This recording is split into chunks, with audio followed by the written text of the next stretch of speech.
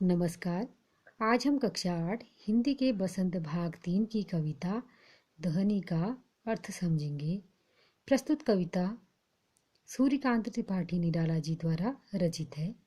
कविता है,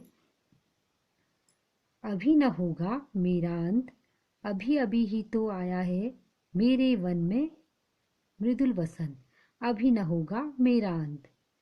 हरे हरे ये पात, डालियां कलियां कोमल गात, मैं ही अपना स्वप्न मृदुल कर फेरूंगा निंद्रित कलियों पर, जगह एक प्रत्युष मनोहर।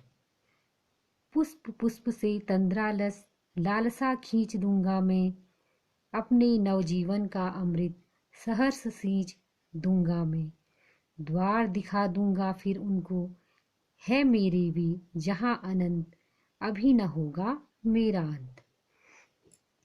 कविता का सार यह है कि कवि ने अपने जीवन के उद्देश्यों को बसंती ऋतु के आगमन पर आए सुंदर और सकारात्मक परिवर्तनों द्वारा दर्शाया है। कवि का कहना है कि अभी उसका अंत नहीं हो सकता, अभी अभी ही तो उसने वन रूपी जीवन में बसंत का आगमन हुआ है। जिस प्रकार बसंत के आते ही प्रकृति में चारों ओर हरियाली छा जाती है, सब तरफ कोमलता और सुंदरता दिखाई पड़ती है। हरे हरे पत्तों, कोमल डालियों और नई कलियों की खिलने से प्रकृति में सुंदर परिवर्तन आ जाता है। उसी प्रकार कवि के जीवन में ये नया उमंग आया है कि वह अपने सुंदर कर्मों द्वारा अपने यश बढ़ाने को आतुर, वह अपने जीवन से आलस, निराशा और सभी बाधाओं को दूर भगाकर अपने जीवन में नूतन प्राणों का संचार करना चाहता है। वह अपने जीवन के उद्देश्यों को पूरा किए बिना अपने जीवन का अंत नहीं होने देगा। वह तो अपने जीवन में नए नए कार्य करके उनकी आभा सब तरफ फैलाकर यश कमाना चाहता है और अपने जीवन को बसंती ऋतु के समान तेजस्वी और मोहक बनाकर अनंत ईश्वर में मिलना चाहता है। पहली पंक्ति ये है कि अभी न होगा मेरा अंत, अभी अभी ही तो आया है मेरे वन में मृदुल बसंत, अभी न होगा मेरा अंत। पहली पंक्ति का अर्थ है, कवि का मानना है कि अभी उसके जीवन का अंत नहीं होगा, अभी अभी तो उसके जीवन रूपी वन में बसंत का आगमन हुआ है। अर्थात जिस प्रकार बसंत के आते ही चारों ओर हरियाली छा जाती है, सब तरफ कोमलता सुंदरता आ जाती है, उसी प्रकार कवि के जीवन को भी उद्देश्य मिल गया है। शायद वह किसी दुख में रहा है, उससे जिससे उबरने के लिए उसने नए उत्साह का संचार किया है और एक नया उद्देश्य दिया है।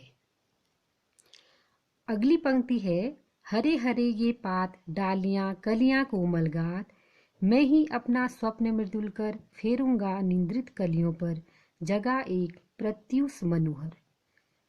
यानी कि कवि कहते हैं कि सब तरफ हरियाली, डालियों पर पत्ते उगे हैं, कोमल कलियां खिलने लगी हैं। कवि के जीवन में नए जोश का संचार हुआ है। अब वह अपने स्वप्न भरे हाथों को अलसाई कलियों पर से फेर कर उन्हें प्रभात की सूचना देना चाहता है। अर्थात उसके जो स्वप्न हैं कि उसे सुंदर कर्मों द्वारा अपना यश फैलाना है, उसे पूरा करने के लिए वह अपने जीवन से आलस्य, निराशा और बाधाओं को दूर भगाना चाहता है, ताकि वो अपने स्वप्न को पूरा करने की ओर अग्रसर हो सके।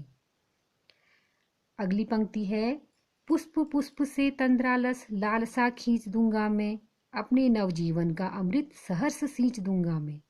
यानी कि इस पद्यांश में कवि कहना चाह रहे हैं कि वह हर फूल से उसका आलस खींचकर उसे ऊर्जावान बनाना चाहता है। अर्थात अपने अंग अंग से आलस और निराशा को दूर करके अपने जीवन के नूतन प्राणों का संचार करके नई ऊर्जा से उसे सींचकर अपने ध्येय की ओर बढ़ना चाहता है।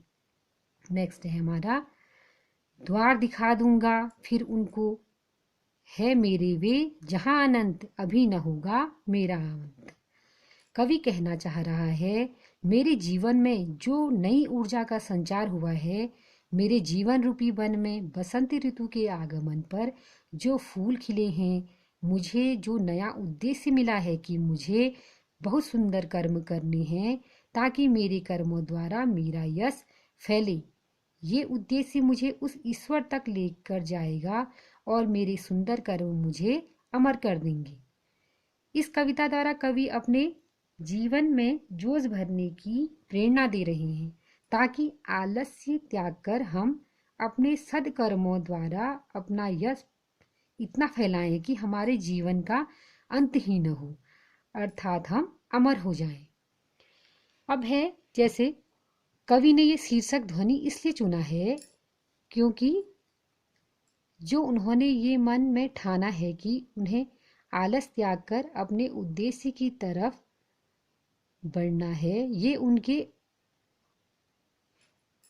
उनके अंतर्मन की ही पुकार है। ये ध्वनि ही उनसे कह रही है कि जिस तरह बसंत के आगमन पर कण कण पर प्रकृति की सुंदरता जो है बिखर जाती है, उसी प्रकार वह सुंदर कार्यों द्वारा अपनी कीर्ति सब प्रकार फैलाए और स्वप्राण ईश्वर से मिले। Thank you.